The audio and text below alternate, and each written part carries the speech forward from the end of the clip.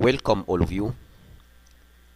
Today's lecture will be about one of the Saudi literary works, توبة and Wسلي, a novel by Her Royal Highness Princess الفيصل. I'm going to trace paratext and narrative mechanism in such a novel. Let me start first with the summary of the novel.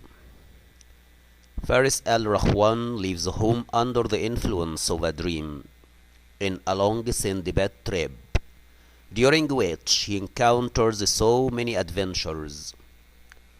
Faris goes out after committing so many sins. He goes out seeking redemption and forgiveness. Faris comes to meet Murad on a boat. On the boat, he also comes to know Wسلي, a maid weaving a carpet in order to imprison alive people in it. Faris finds a red book, which includes a crop of myths. Via reading the book, Faris goes through such weird worlds. While getting involved in reading the book, pirates attack the boat. They steal the book. Faris decides to start searching for the pirate in order to bring the book again to Wسلي. Faris reaches the pirate Safan al-Araj and gets the book back. On his way back, Faris meets a strong man burying dead bodies. His name is توبة al-Salmi. A group of thieves arrest Faris, and he ends working as a slave in a gold mine. Faris manages to escape and comes to meet Silwan, an ex-king and a religious man who gives Faris a stick containing a gem that he sells and has a big trade. When Faris comes back to Wسلي to give her the book, he discovers that she already has the book. She is still weaving her carpet. He comes to find out that his efforts are in vain. What is the meaning of paratext? Paratext refers to those elements in a published work that accompany the text. These include author's name, title and subtitles, preface or introduction, illustrations, appendices, conclusion, indices, dedication, cover, or any accompanying pictures. I can say that a paratext is a threshold or a zone between text and off-text. It is a fringe of the text that controls one's reading of the whole text. Let me start first with the author of the novel, Her Royal Highness Princess الفيصل. Princess Maha has published several works in Arabic, English, and French. Her novels include توبة and Wسلي, published in 2003, سفينة وأميرة الظلال, published in 2003 also, Tarab, published in 2010, in addition to short story collections for children. She has many talents. She is interested in writing, drawing, and designing. She supervises producing her works herself. She hinges too much in her writing upon our Arabic and Islamic heritage. She makes use of her religious education whenever she quotes in her writing from the Holy Quran. She is the granddaughter of King Faisal, the leader of Islamic solidarity.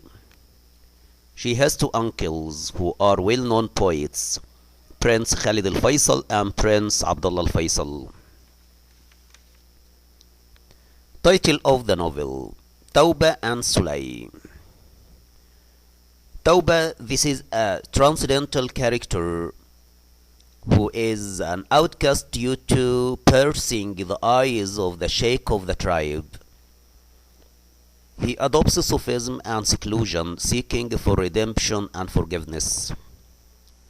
توبة represents escape, towards a wide free world.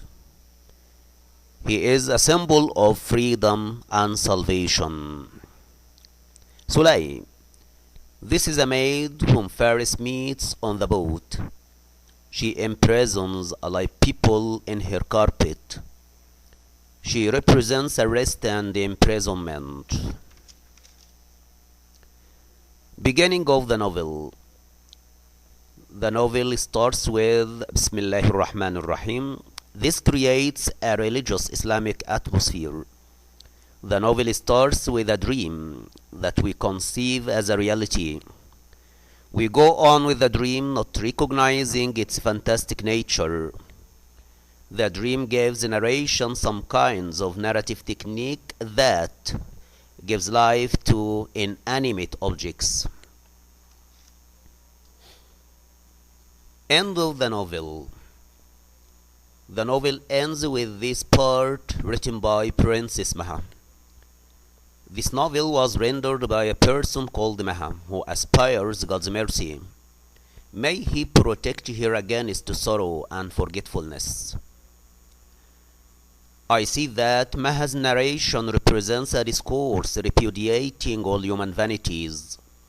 She aspires certain states where selfishness is at its barest minimum and possessiveness and authority vanish.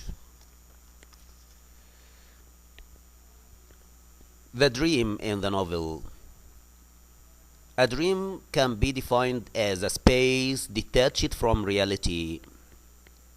It is usually used as a mechanism for motivating narration and for moving it forward.